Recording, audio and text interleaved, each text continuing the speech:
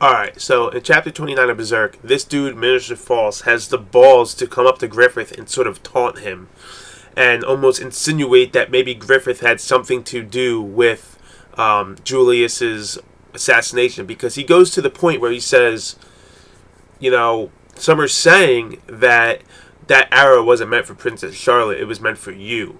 And, Griffith is playing it off, and he mentions, with the whole Master Adonis, only 13 years old, trying to get a reaction out of Griffith to see if he was the one responsible.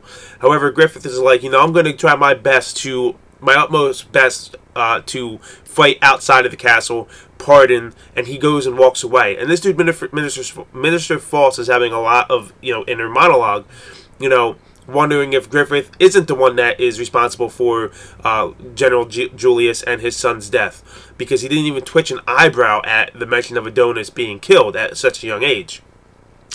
And then he even questions, maybe Griffith knows he's the one that was involved in it, that spurred Julius to do this. And he goes, no, not possible, no evidence.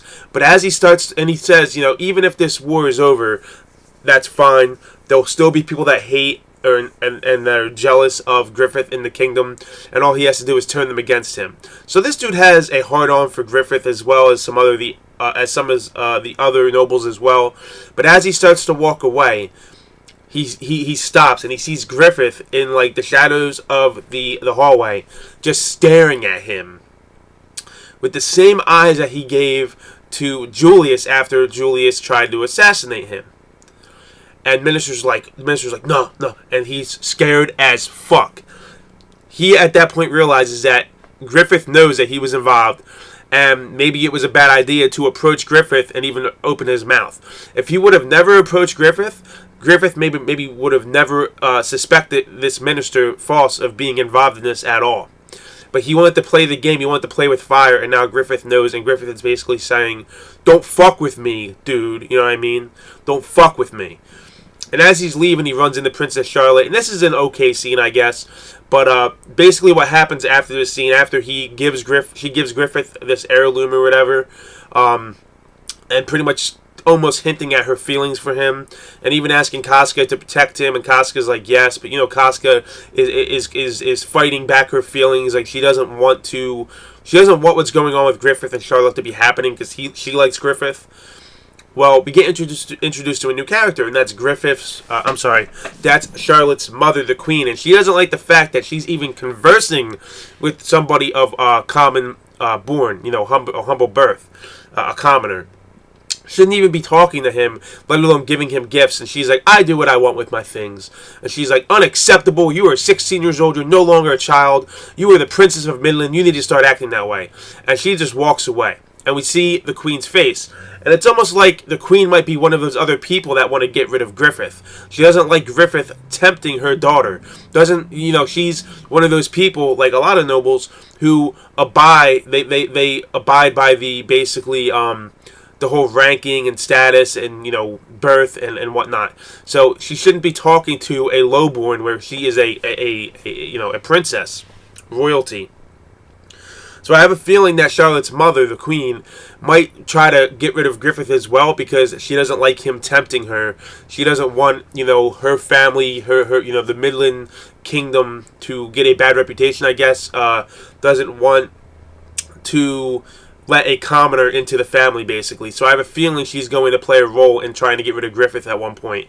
One of the many people that hate Griffith and are jealous of him and despise him and think he's bad for the kingdom. Where the king seems to like Griffith because Griffith is getting work done where his own people couldn't get the job done. So he had to get draftees. But I don't know if he would agree with Griffith trying to tempt his own daughter. I think he would still abide by the whole ranking and status quos. I don't think he'll fucking like the fact that a commoner is going after his daughter, who is a princess. But that's to be seen. And basically, the end of the chapter is them going to battle. And apparently, the Band of the Hawk are the vanguard for this campaign. We see Guts, and he's ready for action, but he's still thinking about what Griffith said. Somebody that is my equal is somebody, who has a dream and everything like that. And Guts is still thinking about it. It's still weighing on Guts' mind. I don't know if this is going to affect his performance in battle, if it's going to fuel him to just fucking take off dudes' heads. We'll see what's going to come. But I think it's going to affect him to some point. Maybe not in this battle, but it's going to affect him to the point where he'll probably want to leave the Band of the Hawk to find his own reason for living. And I said this in my last review as well. So we'll see what happens. But let me know your thoughts on my thoughts, guys. Let me know your thoughts on the chapter. Do you agree with anything I said? Disagree with anything I said? You know, my viewpoints on the different characters and whatnot. I still think Minister False is a moron. He should have never, ever, ever, ever approached Griffith. He would have been left in the dark as far as, you know, him knowing that Minister False might have had something to do with the assassination attempt. I likened this dude to the bald-headed dude with no nuts or no dick in Game of Thrones.